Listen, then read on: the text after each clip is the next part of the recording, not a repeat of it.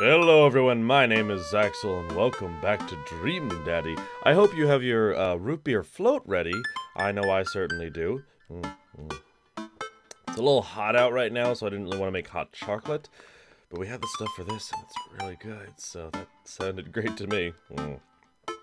Alright, anyway, so we've met Matt, we've met Craig, we've met Brian, and now we're back at home and Dad wants to nap, so Amanda and I flop down on the couch. Amanda has to shove some empty boxes out of the way before she can sit. Too bad we're going to be putting my stuff back into these boxes in a few months. No, don't say that. Dad, it's going to be okay. I'll be fine. I know. It's just, you're my little girl. It's going to be weird not having you around. I'll come visit, and I'll text you every day, and I'll take lots of pictures. I mean, obviously, I'm a photography major. Why am I not surprised? You promise? Of course. Are you gonna be okay by your lonesome? Oh, come on, I'll be fine. I'll get a dog or something. Yes. A dog? Forget art school, I'll stay for the dog. Is that what it's gonna take? Yeah. Medium-sized dog. Handkerchief around the neck. I get to name it. That's what it'll cost for me to give up on my dreams. I'm a woman of simple wants and needs. Well, a dog is a lot cheaper than college. Suddenly, a pile of envelopes slide through the mail slot. I wonder who voiced Amanda. It almost sounds like Commander Holly. Speaking of college, Amanda darts over to the envelopes and shuffles through them. She pulls one out and throws the rest back on the floor. This is from McGowan College of Art and Design. Open it. But I'm scared. It's just an envelope. Yeah, it's just like my entire future. Not a big deal. She takes a deep breath and rips the letter open with her teeth. We have a letter opener, but okay. I hold my breath while Amanda's eyes dart back and forth, scanning the letter. What does it say? The admissions committee has reviewed your application, blah, blah, blah. Her face drops. Oh. Regret to inform you that we are unable to offer you admission to McGowan College of Art and Design. Amanda throws the letter on the coffee table. Oh, sweetie. It's okay. I kind of saw it coming. I knew I shouldn't have put that experimental stuff in my portfolio. Their admissions officer told me they just want to see portraits or whatever. I pull Amanda in for a big hug. That's sad. That can be really heartbreaking. You're an amazing photographer. I know how much work you put into your portfolio. Some other school is going to want to snatch you up for sure. Yeah, I know. It's fine. Are you actually fine, or are you just saying that? I'm fine, really. Her face says the opposite, but I probably shouldn't push her on this. Oh, and before I forget, Emma R and Emma P are sleeping over tonight. So, you need me out of the way because I'm painfully uncool? I would choose more delicate phrasing, but well, I'll have you know that I conveniently already have plans for tonight, so you'll have the new place to yourself. Yeah, what are your plans? Quick, think of plans! I'm secretly the mayor of this town. Gotta attend the union meeting. I'm going clubbing. I'm secretly the mayor of this town. I love that one. Amanda, the town needs me. I need to perform my mayoral duties.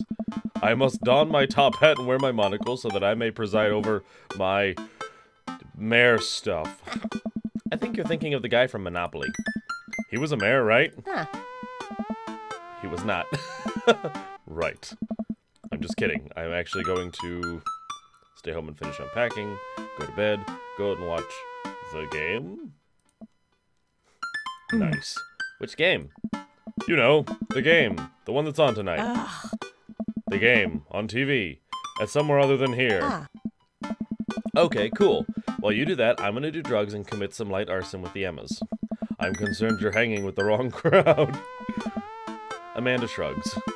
I would have expected you guys to be up to the white-collar crime by this point, maybe money laundering at least. I'm a street rat, Pops. You're kidding about doing drugs and crime, right? No matter how much a dad jokes, there's still the underlying concern. Yes, Dad. Just making sure. Yeah. I give her a pat on the head. Have fun with your sports. Are you being sarcastic? No, making fun of sports is played out. Alright then. I do some light cleaning around the house and decide to clear out right before Amanda's friends arrive. Before I leave, Amanda stops me. Hey, don't forget that you have that meeting with my English teacher tomorrow. Oh, right, Mr. Vega. Ooh. Yep, totally remembered. I'll be there.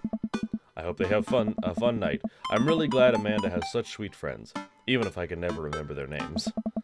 Just as I'm heading toward my room, the doorbell rings. Dad tip number 25, drink plenty of water. Remember that today. Who could possibly need anything from me right now? Do they know what time it is? I was just about to head out. I walk over to the door and open it. Hello! Oh. A handsome, clean-cut man stands at my door brandishing a plate of cookies. Hello? Hi. I know it's kind of late, but I baked way too many cookies and I just can't have these in the house, or I'll eat them all. Yeah. Oh, where are my manners? My name is Joseph. I'm your next-door neighbor. Oh, yes. Hi, I'm Gerald. That's what my name is. I saw the moving van and thought I'd do the neighborly thing and bring you some. My daughter Christy wanted me to let you know she baked them herself. Joseph leans in and whispers, but between you and me, she just sprinkled in the chocolate chips. We both share a laugh. Kids, right? Also, I can hear it. That's Aaron who voices him. Whoa! Amanda pokes her head out of the room and immediately hones in on the cookies. Wow, cookies, huh? So nice to meet you. Joseph hands her the plate of cookies with a smile. Well, thanks for the cookies. Kirk Douglas! What? I didn't hear that. I thought it said Kirk Douglas. Amanda disappears with the cookies. Amanda, come. She's gone. That's my daughter. Her name is Amanda. She's a charmer. Daughters are tough. Sons are also tough. Children in general are just tough. I hear that. I mean, there'd have to be something wrong with you to try and raise more than 2. I have 4 kids. What have you done? Oh, I meant... Don't worry, you didn't mean to be rude. Oh no, this is the first neighbor I've met and my social life is already in a tailspin. I wonder if it's too late to move again. Yeah. Okay. Is the missus around? Mr. actually, and, no, not anymore. He died. Oh. Oh. I'm sorry for your loss. No, it's alright. Wow, this is uncomfortable. We stand there quietly for a moment, acutely aware of how awkward we both made things. I'm sorry, can you close the door real quick? I look at Joseph quizzically, but comply. After a second, I hear a knock on the door. Opening it, I see Joseph standing there with a huge smile. Hey, I'm your new neighbor, Joseph. I promised to not talk about your dead spouse this time. I'm throwing a barbecue for the cul-de-sac, and I'd love for you to come by and meet the rest of the neighbors in our community. What do you say, pal? That sounds great. My daughter, Amanda, and I would love to stop by. Also, 4 kids is a perfectly normal amount of children to have. We shake hands and seal the deal. Well, neighbor, I'll let you get to bed. See you at 3 p.m. on Saturday. Sure thing, neighbor. Joseph starts walking away, but stops to think for a second and turns around. Oh. Hey, in all seriousness, raising a kid on your own can't be easy. If you ever need to talk about stuff, I'm the youth minister at a church down the street. Oh, well. Oh, I don't know. I wouldn't really consider myself a youth. Wink. Wink! You look pretty young to me. It suits yourself. I've got like gray hair. And with that, Joseph's gone. He seemed nice. Amanda walks back into the living room, crumbs on her face and cookie in hand. That was the smoothest recover I've ever seen. I should be taking notes. See? You're already fitting in great. Where'd those cookies go? They're gone. I'm sorry. Yeah. If it makes you feel any better, they weren't very good. So you ate all of them anyway. The M has helped. Right. Well, kiddo, I'm gonna go catch the game. Have fun, Dad. I love her so much. I've been seeing so many cosplays of her, and just so you know, every single one of you who's cosplaying her, you're wonderful, and you look amazing. Wow, I guess I really didn't think this plan through. I'm not entirely sure where the closest bar is, and Amanda still hasn't shown me how to use the GPS on my phone, so I'm just gonna pick a direction and walk in it. Let's go! This way! Cool. Okay, we're marching. We're marching in the direction of the game. Any game, really. In the distance. Could it be... A big burned-out neon sign hangs above the tiny dive bar. Jim and Kim's, huh? Alright, it'll do. The bar is small and dimly lit. The crack of pool balls... The crack of pool balls sounds in the back as patrons laugh and joke. Sorry for the sing-songy bit. A string of multicolored Christmas lights hover above the bartender. I can't tell if he's Jim or Kim. I pull up a seat at the bar. What'll it be? One beer, please. Sorry, sometimes I see my dad and I'm just... This is so ridiculous. Sure thing, boss. The bartender slides me an ice-cold beer. I take a sip and enjoy the refreshing taste. Say, are you Jim or Kim? I'm Neil. Oh. I awkwardly turn my attention to the game, which is playing on one of the TVs on the wall. As luck would have it, my team of preference is not only playing, but is currently in the lead, which is always a good thing.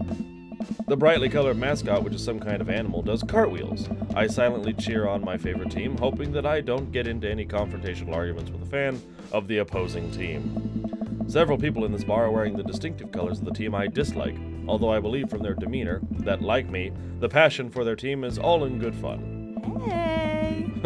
A middle-aged woman holding a nearly empty wine glass sidles up to the bar and sits uncomfortably close to me. Hey, sailor. Oh, hello. Ah. Good to see some fresh meat here. I'm Mary. Come here often. Ah, abort. Abort. Oh, no, I actually just moved to this part of town today. I'm Gerald, by the way. Mm-hmm. Are you watching the game? Yeah, my preferred team is in the lead. If they keep this up, they'll win the game with ease. Hey. I love the generic sports talk. Oh, I love that team. And also, I love that game. I love someone who knows their way around balls. I'm getting the impression that she's a little drunk. Ah. Buy a gal a drink? Buy Mary a drink. Sure, why not? I almost reluctantly signal the bartender and order Mary another glass of wine. Neil jokes back and forth with Mary. They're clearly friends, and this clearly isn't her first time doing this. She tips her glass at me. Suppose I gotta keep you company now. Hey. So, what do you want to know? What's your deal? What do you think of the game? What's the latest gossip around here? The game. They really are tossing those balls around, huh? Ah. Truth told, I wasn't really paying attention. I just saw a solid ball joke and went for it. That's respectable. So what else can you tell me about this part of town? Ah. It's quiet, that's for sure. If you want an idyllic little life with white picket fences, this is the place to do it. But every town has its secrets, you know. She takes a sip of her drink that was a little too ominous for my taste. She leans closer. Hey. Would you like to learn some of my secrets? Oh boy. Maybe some other time? Ugh. Suit yourself, sailor. Mary saunters off, setting her sights on the newest bar patrons to enter.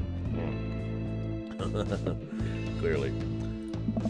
I happily watch the game over another beer.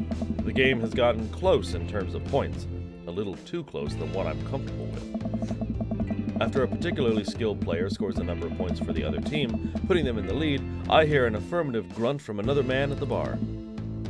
Go team! Oh, it's the brooding man from the Coffee Spoon. He sits alone, sipping whiskey and watching the game as well.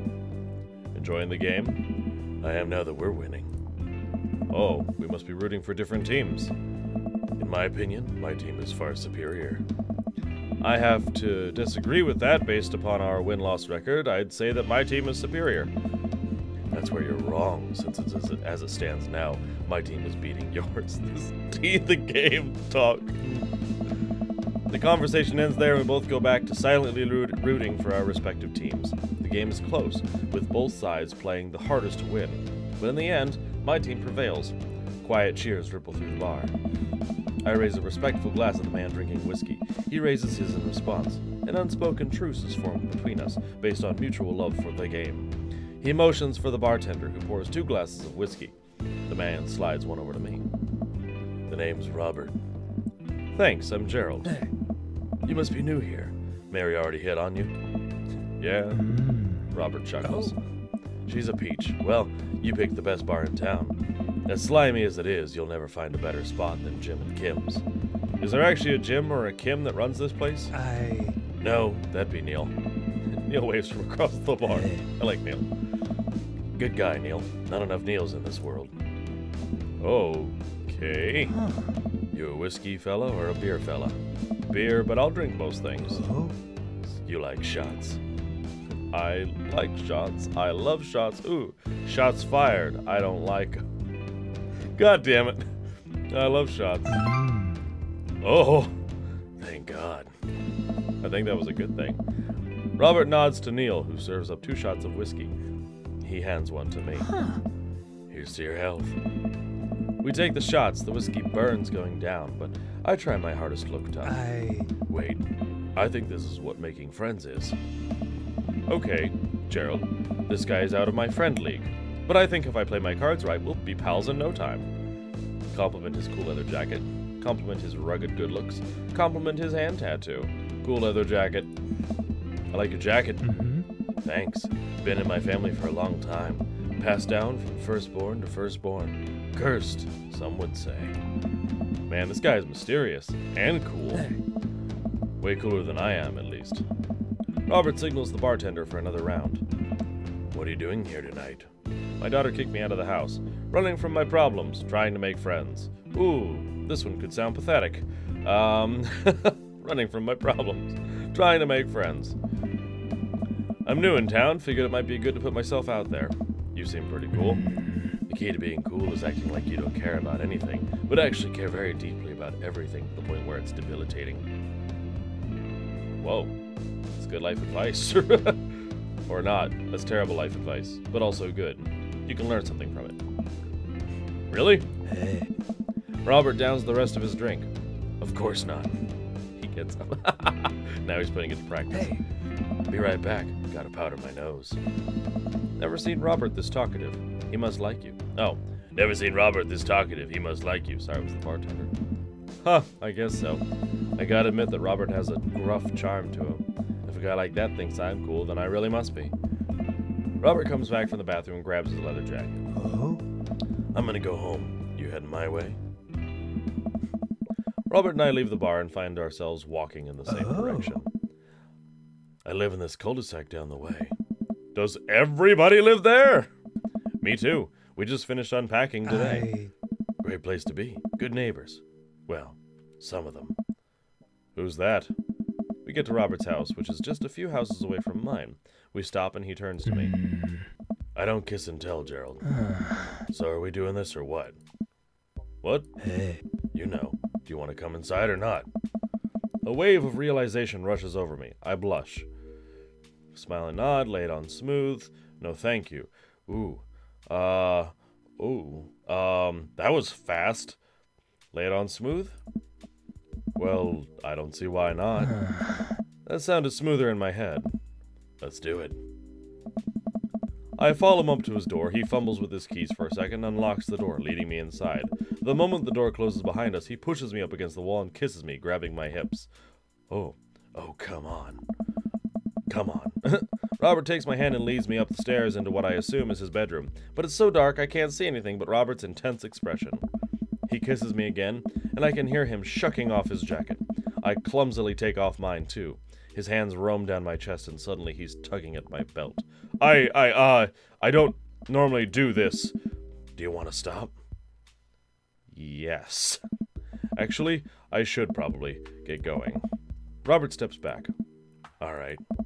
I think I'm gonna head home. Sorry. Nah, it's cool. It was very intense, very fast. Oh. I head home. My head is still spinning with the anxiety of turning Robert down. The side of the couch helps me compartmentalize, though before I know it, I'm having dreams about my teeth falling out. Practice makes permanent. Dad tip number 58. Alright, so that's it for today. Really intense episode.